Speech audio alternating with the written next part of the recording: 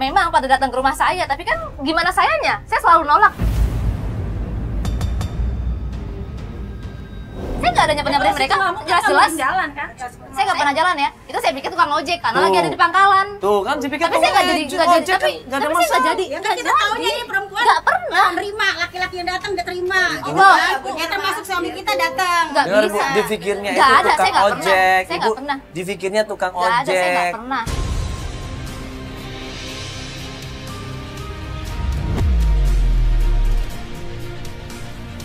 Ya Mas, sudah. Karena dia memang perempuan kesepian yang selalu berebut laki orang, mending kita bawa aja ke RT dulu karena memang lagi damai. Ibu, Ah, ibu, Dia kita kalau kayak bawa gini ke jangan RT. sembarangan. Sekarang kita bawa ke RT dulu. Ibu lapor aja ke PRT Kalau dulu. di Pak RT itu baru kita Ya, selesaikan. Kita bisa selesaikan. Ibu, mending ibu sekarang pulang, ibu tanyain dulu sama suami ibu. Oh, ntar Klarifikasi kan kalau udah di Pak ya. RT sama aja. Kalau di Pak RT bisa. Ibu nggak sembarangan ya. Ibu nggak sembarangan. Nggak bisa sembarangan. Ada caranya Sekarang ya, gini, baik-baik sekarang gini. ya. Oke, sekarang gini, saya. dengerin Bu, tolong ya.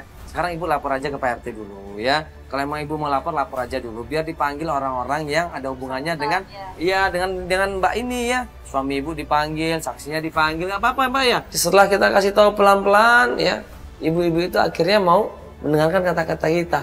Mereka bubar satu persatu situ setelah dikasih pengertian yang jelas. Malu saya, Mas.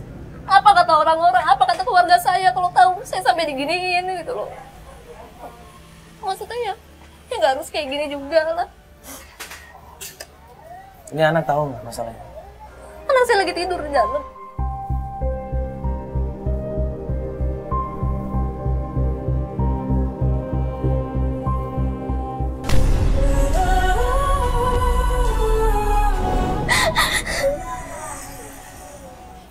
Ya.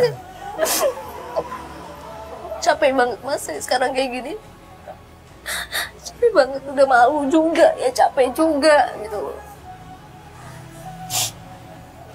Ya. Ya berpikir positif aja Mbak ya. Ini ada hikmahnya ini pasti. Mbak lebih berbesar hati untuk ngadapin ini semuanya.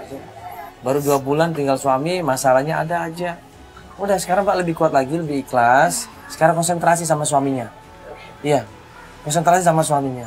Kalau semakin lama Mbak kepikiran dengan masalah sepele seperti ini, malah nggak konsen cari suaminya loh. Ya udah nanti kita bahas semuanya. Mbak mau masalah apa, ceritakan aja. Mbak pernah ngalamin masalah apa, ceritakan aja semuanya ya. Kita ngobrol di mobil aja kali, Nak. Sekalian jalan. Mona akhirnya ikut kita. Dia cerita sama kita bahwa dia ingin melanjutkan pencarian. Oke, Mbak Mona, kita tuh pengen tahu lebih dalam lagi tentang masalah keluarga Mbak Mona ya. Jadi Mbak Mona ini kan tadinya udah menikah, ya. Kok suaminya tiba-tiba menghilang, ada apa ini? Memang kita kenal udah lama Mas. Kita pernah satu kampus, Satu kuliah ya, teman kuliah. satu tempat kuliah. Terus mereka memang, si suami saya ini Ferry memang ya banyak lah diidolain sama cewek-cewek di kampus gitu ya. Pernah ada teman dekat juga, saya masih tahu, dan banyak yang suka lah. Salah satunya Ina itu yang saya tahu sampai sekarang, dan ternyata satu kantor sama suami saya ya Ina. Oh, Ina itu satu kantor. Ina. Jadi sebelum suami saya pergi tuh kayak ada yang mantau Mas, Mbak, dari rumah. Mantap. Kayak ada yang mantau. Saya nggak tahu dia tuh cowok atau cewek, dia pakai baju gelap, dia pakai kupluk. Terus saya perhatiin, saya takut mau keluar, saya takut. Sebenarnya pengen banget saya keluar, cuma takut banget. Karena kan di rumah saya cuma sama anak kecil saya doang, berdua doang di rumah. Dia kayak nggak tahu, kayak nabur-naburin sesuatu. Saya nggak jelas. Mantan dia nabur-naburin? Dia nabur-naburin sesuatu. Naburin apa itu? Saya nggak tahu ya, cuma paginya pas saya cek, saya langsung tanya-tanya. Saya panik dong Mas. Saya langsung tanya-tanya ke tetangga-tetangga, dan ada yang bilang itu tanah kuburan.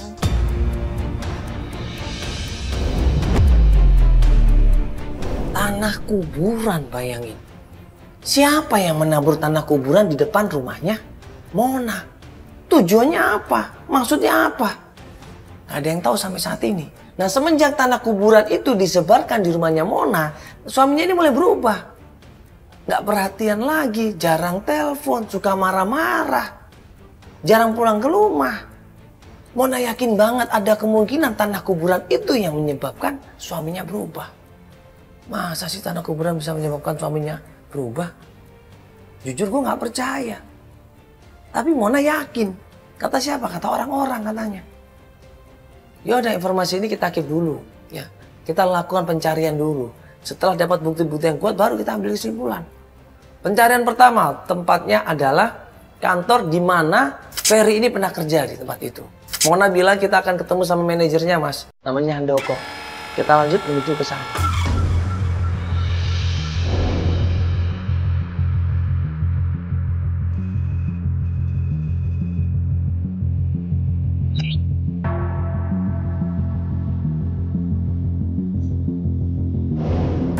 Pintu manajernya di depan sini.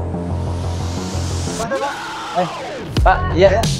Enggak Pak, kita mau ketemu sama kepala cabangnya Pak. Yang dicari siapa? Pak Andoko Pak. Pak Handoko? Iya, mau ketemu Pak Andoko kita. Ya udah Pak Andoko, bisa Pak tolong dipanggilin Ya, itu Pak. saya panggil ini.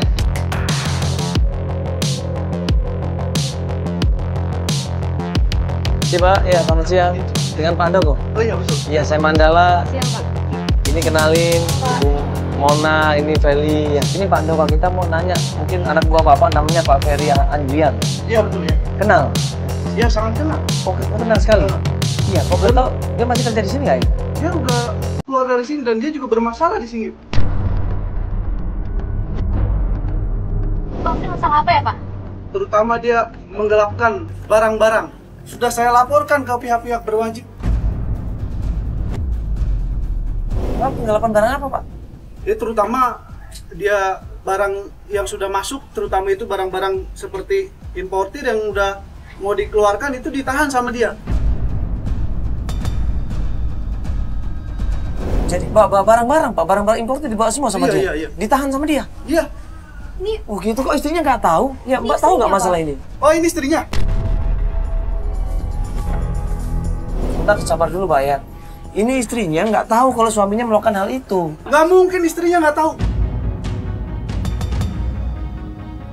Justru saya kesini nyari suami saya, Pak.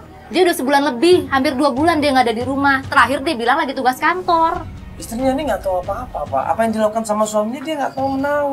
Jangan-jangan Anda bersekongkol. Gak mungkin dong kalau saya kerja sama suami saya datang ke sini. Mau bawa kamera gini, Pak, yang bener aja dong, Pak. Enggak Pak, nggak ada. Kita malah nggak tahu. Ini Bapak baru ngasih tahu ini, kita kaget Pak ini. Kita nggak tahu apa-apa Nah, nih, gini. makanya.